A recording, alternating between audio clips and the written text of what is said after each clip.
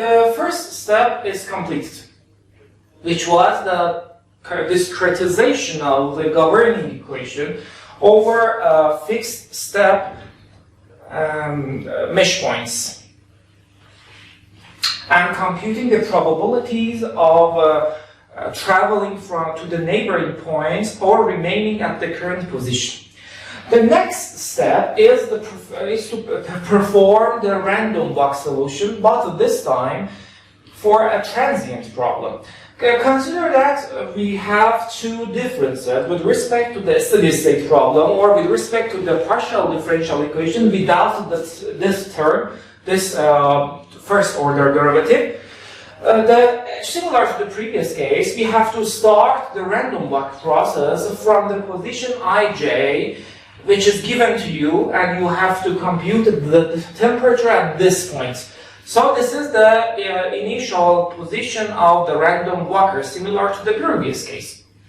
But this time we have another given parameter, which is time. So you have to compute the temperature of a point at a specific time. So the random walker starts from position or the point I and j and at time t. And you will travel back in time until you reach the initial condition at t equals 0, for example. So the random walk process in transient problems starts from a specific time, for example t equals 10 seconds, and at a specific point, for example here, and you will go back, travel back in time until you reach the initial time step. Start the random walk from point I and j and time t and step back in time. This is the first difference of the random walk process in transient and steady state problems. Okay, if needed, you may compute t at other points and other times. So the advantage of the Monte Carlo method is that you can compute the temperature of a point at a time without needing to compute the temperature at other times and other points. So, but if you want to compute the temperature at another time, you have to repeat this time-consuming procedure for other times and other points. This needs a huge computational time. And this is the disadvantage of the Monte Carlo method. But the advantage is that you can independently compute the temperature of a point at a time without paying attention to other times and other points. Okay, if needed, you may compute temperature at other points and the times by repeating the random walk process again from 0 from another time for another time or another point. You need a time step, so since you want to go back in time, similar to the case that you need to discretize the space to using grid points. In this case, you need a time step. It means that you have to discretize the time as well. So you need a time step size. So t equals m0 times delta t. So, for example, if the time step is 1 second and you want to compute the temperature at time equals 10 seconds, so you have to step back in time in 10 levels because the total time is 10 times the time step size. M sub 0 is the number of steps you need to go back in time to reach the initial time. The random walk, the second difference between the steady state solution or the Laplace equation and the heat equation or the transient solution is the condition under which you can terminate the random walk process. In steady state cases, I said that when you reach an absorbing wall or a wall with a given temperature, you can terminate the process and save the temperature of the wall. But in this case, you are traveling back in time. And it may happen that when you are traveling back until you reach the initial time, or t equals 0, for instance, It may happen that during this traveling back in time, you may never reach the wall. And when the time steps, the number of time step, I mean m sub 0, finishes, you may be in one of internal nodes at the initial time. You may be in one of internal nodes inside the domain.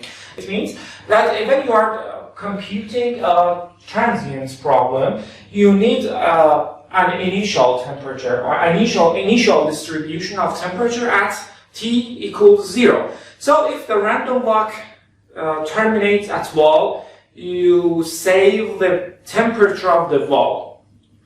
If the process of the random walk never reaches a wall or never touches the wall, and the process terminates when you are in one of internal nodes, you have to save the initial temperature at that point. Because the initial temperature may be a function of x and y. So if you terminate the process at a point, you have to save the temperature of that point, initial temperature of that point. So the random walk terminates when you reach a wall, or this is new in the transient problem, or when t equals t0, or usually 0, t0 is 0. T sub 0 equals 0. After m sub 0 steps, m sub 0 is defined here, is the number of steps you need to travel back in time until you reach the initial time. If you reach a wall, then you have to save the temperature of the wall. Okay. If you don't reach a wall during this random walk process until you reach the initial time, you have to save the initial temperature T sub 0 as a function of x and y based on the location of the walker at the initial time. T sub 0 is a function of x and y. So again, the process is very simple, but I presented just some modifications. If you write a numerical code, or for using Fortran or C++ for the Monte Carlo method, for the Laplace equation, you can easily extend it by minor modifications to solve the transient problem or the parabolic partial differential equation. This is the second step of the Monte Carlo method. And the third step is again similar to the previous one, completely similar. The temperature at point x and y and at time t equals the sum of n is the number of random walks started from the point I and j and terminated at walls or at the internal nodes.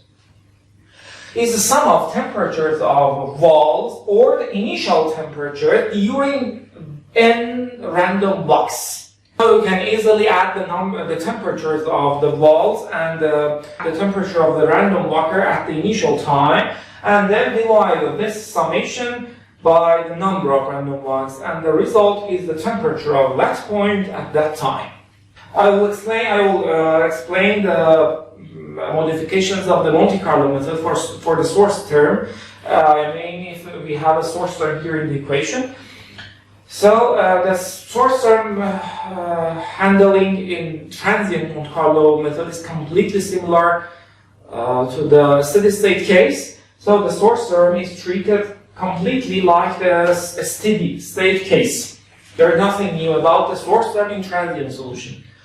And in the variable step method, the difference is that you don't need to discretize the equation. This is a limitation of this fixed step method. But in variable step method, the time step size, delta t, is variable.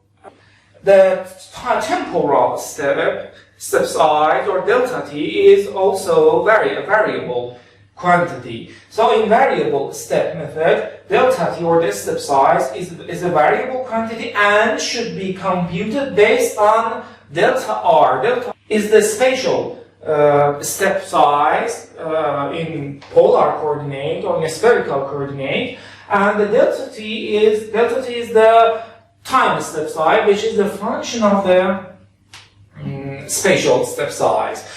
For more information about the details of the variable step method in transient problems, you can read the chapter 8 of the numerical heat transfer handbook, second edition. Chapter 8 contains many important details about the extension of the transient process, the transient equation, transient Monte Carlo method for the variable step methods for curved boundaries, especially when the geometry contains curved boundaries.